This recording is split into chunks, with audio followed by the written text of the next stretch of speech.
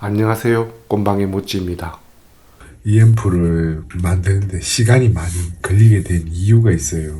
케이스의 크기가 A4 용지 그 사이즈예요. 아웃트랜스까지만 딸랑 있는 거죠. 그래도 이게 내가 보기에 한 4W 이상 나오는 것 같은데 이 정도 되는 앰프를 이렇게 딸랑 요 크기에 만든다는 거죠.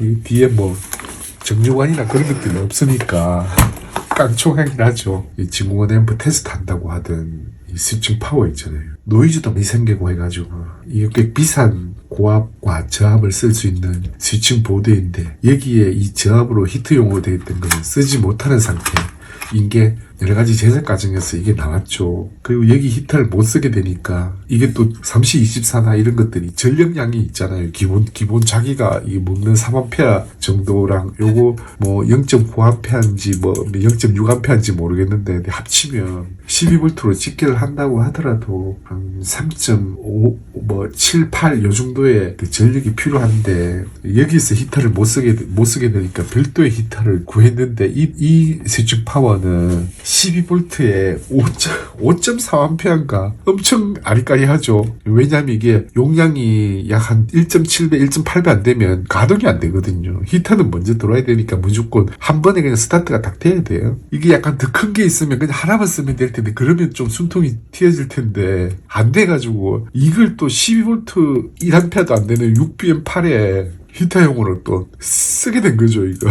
그러니까 이게 두 개가 된 거예요. 똑같은 거 두 개거든요. 그러니까 이 보드에서 생긴 문제로 이렇게까지 지금 왔는데, 케이스 크기가, 아무리 뭐 이게 출력이 4W 정도 나오더라도 이 A4 용지만한 사이즈에 이런 걸 다 때려 넣는, 뭐 정류관이 없고 전원 트랜스를 안 쓴다 하더라도 이런 공간에 넣는 건 쉽지는 않거든요. 처음에 이 만들었던 이 케이스의 높이가 굉장히 높습니다, 이렇게. 그래서 이걸 세워서 놓으니까 측면에 딱 붙게 되었죠. 근데 이 기기 소리를 듣고 싶어 하는 분은 이게 일반적인 케이스잖아요. 이걸 넣어보지도 않고 이걸 다 샀어. 그냥 여기에다가 트랜스 얹고 4핀 소켓 얹고 요렇게만 되는 상태로 그냥 보낸 거예요. 이 회로도 만들어야 되고 히터는 또 이 지경까지 되었으니 그래서 궁리하다가 이게 지금 이중으로 쌓여 있어도 땜만 되면 되니까 이 바닥에다가 지금 띄워놓은 거거든요. 그래서 이게 열 방출이나 제대로 될까 고민스러운데 케이스 크기가 이렇게 기존에 정해져가 와버리니 방법이 없잖아요.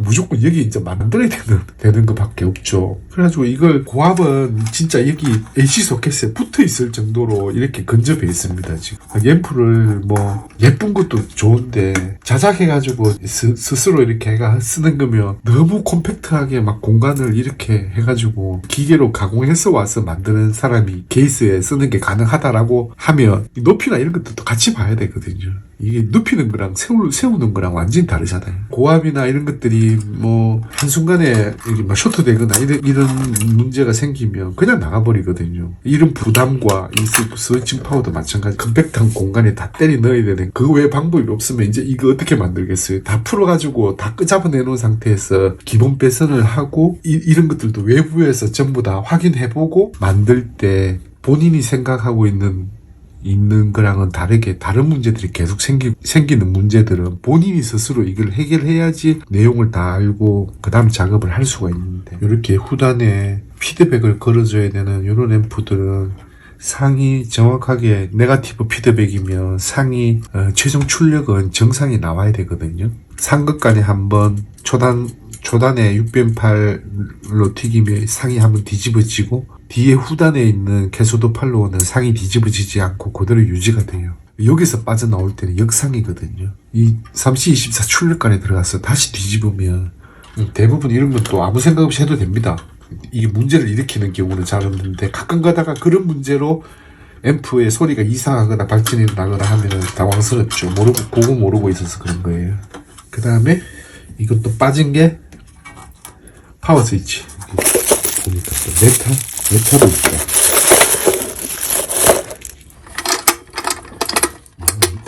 스피커 단자에 한번 보세요. 근데 플러스는 빨간색 플라스틱판, 전련판이 붙어 있죠. 위에 까만색도 붙어 있고, 밑에 빠진 거예요. 이런 것들이 나중에 다 조립하거나 해놔놓고 뭔가 할 때 항상 문제가 될 수 있는 거거든요. 이런 거 주의해야 돼요. 남이 만들다가 또는 만든 거를 받으면 이런 일 항상 생기거든요. 이런 일들이 있어요. 처음부터 잘못된 걸 갖고 와가지고 그대로 하다가 나중에 그 자리에 다시 문제가 생겨가지고 플러스 알이 같으면 소리가 바로 안 나죠. 한쪽에 블레이트와 그리드가 핀이 각각 빠져 있잖아요. 소켓을 어느 방향으로 해도 상관이 없는 게 아니고 잘못하면 이런 방향으로 전면에서 노출이 되거든요. 이걸 뒤쪽에다가 뒤에 이제 그리드, 이게 그리드인데 저 같은 경우는 뒤편에다가 이렇게 위에 있는 것만 탑캡이 보이도록 그렇게 하는 게 좋더라고요. HH 뒤쪽으로 가 있던 걸 전부 다 이게 다 풀어가지고 바꾼 거거든요. 난 이런 것들 장식품 달고 싶진 않던데 또 이것도 해보고 싶은 사람들 있잖아요. 그리고 또 방향이 잘못됐다. 기타가 똑같은 방향으로 나란히돼야 뒤집어. 다시 수정. 이렇게 배치를 하죠.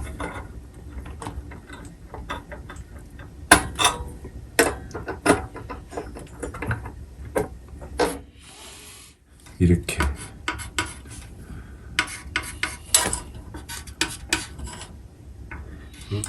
이거는 고압 보드에 바로 이제 붙고 그리드는 이걸 사용을 하질 않잖아요.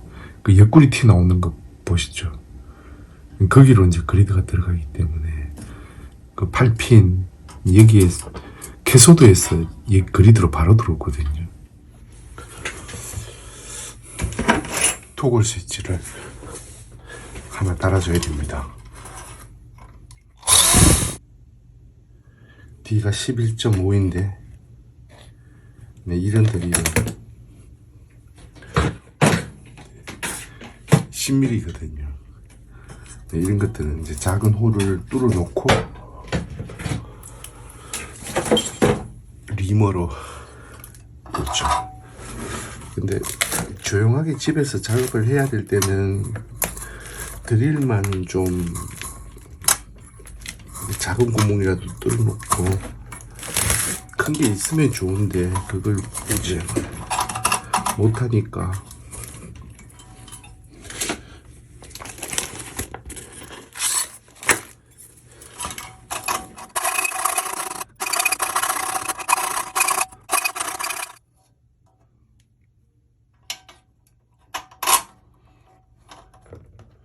이게 뭐 좀 이런 공부들이 시원찮아 보여도 결국 시간이 문제일 뿐 그리고 원하는 거는 어느 정도는 할 수 있기 때문에 이런 공부들로라도 계속 작업을 이어가는 거죠. AC 선 이 선을 꽂을 때 굉장히 바짝 꽂아야 되거든요. 이게 손으로 피복이 테프론이나 이게 빳빳한 전선은 손으로 꽂기가 되게 힘들어요.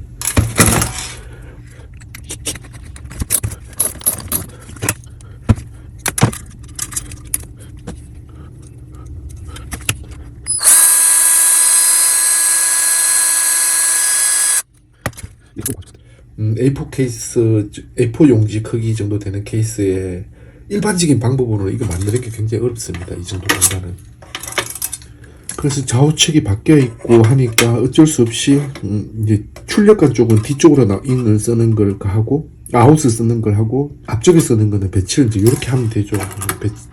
근데 또 신호 가까이 AC가 와야 된다는 거 그런 것도 약간 부담이고 굉장히 잘 꼬여져 있죠. 이게 한번 꼬아버리면 풀리지 않습니다. 잘. 이거 왜 이렇게 꼬아야 되는지 책에서 제가 찾아놓은 게 있어요. 다음에 한번 거기 뭐 때문에 이 요걸 바짝 이렇게 AC선 같은 경우 교류 같은 경우 이렇게 많이 잘 꼬아야 되는 건지 120도 각도로 잘 꼬아야 되는지 그런 얘기 나와 있는 게 있거든요. 자료를 제가 다음에 한번 보여드릴 거예요.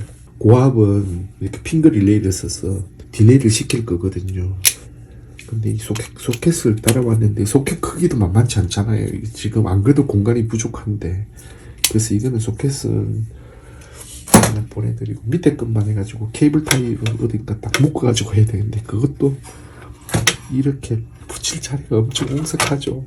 이 공간이 비어있는 것 같아도 다 꽉 차 있어요. 이렇게 되니까요. 이렇게 만들으라고 케이스에 소켓만 꼽았다고 앰프가 다 만들어지는 게 아니고 밑에 있는 거를 다 고려를 해서 케이스를 크게 해야 되는데 그 얼치기 고수가 또 A4 사이즈로 하면은 컴팩트하게 다 된다고 되면 좋죠. 근데 만드는 과정이 너무 힘들잖아요. 변경해보기도 너무 만져보기도 너무 힘들고 이게 A4나 뭐 A3나 무슨 차이겠어요. 케이스 얼마나 차이 나겠어요. 공간이 많이 열려 있어야지 열도 방출도 잘 되고. 그런데 이건 아마 나중에 다 만들고 나면 뜨끈할 거예요. 아마 이게 잠시 만지면 자기 생각과는 다르게 뭔가 만들 때 이 부품을 자기가 다 구입을 해가 와가지고 이런 기구 부품을 다 사가 와가 이 큰 용지에다가 놔보면 알아요. 윗면에 한번 놔보고 밑면에 한번 놔보고 생각을 해봐야 되거든요. 전류가 조금 높기 때문에 이 선 자체가 어느 정도 이렇게 도체의 단면적이 어느 정도 돼야 돼요. 소켓이 없어가지고 두 개가 4개 핀인데 두 개가 플러스고 두 개가 마이너스거든요. 다 뽑았습니다. 한꺼번에 연결해가 뽑고 요거는 이제 들어있는지 확인을 해봐야 돼요. 뭔가 잘못될 수가 있으니까 표시를 끼우고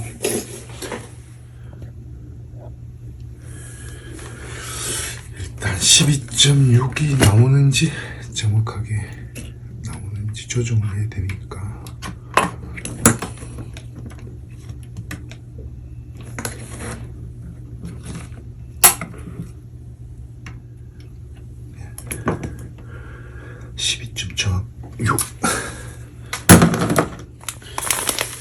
같이 보내온 관인데 이런 관들은 진짜 한 6, 70년 만에 이 잠을 깨우는 것일 수도 있어요. 자기보다 더 나이 많은 관을 깨운다는 건 굉장히 흥분된 일이죠. 중간에 뭐 전력을 받아본 적이 있는지 없는지 그건 잘 모르겠지만 이런 관들은 굉장히 긴 시간 동안 지나왔기 때문에 조심해서 다뤄야 되죠. 이 히터가 잘 들어오면 이런 관이 이제 살아있을 확률이 한 반 정도 된다고 보시면 됩니다. 나머지는 동작 과정에서 문제가 생겨서 동작하지 않는 경우도 있거든요. 이런 관들을 깨우는 게 굉장히 조심스러운 일이죠.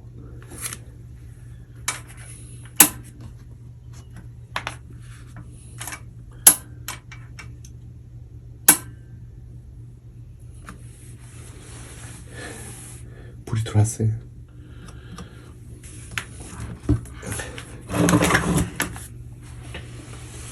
요 정도 해가지고 관을 깨우는 것만으로도 다행이죠.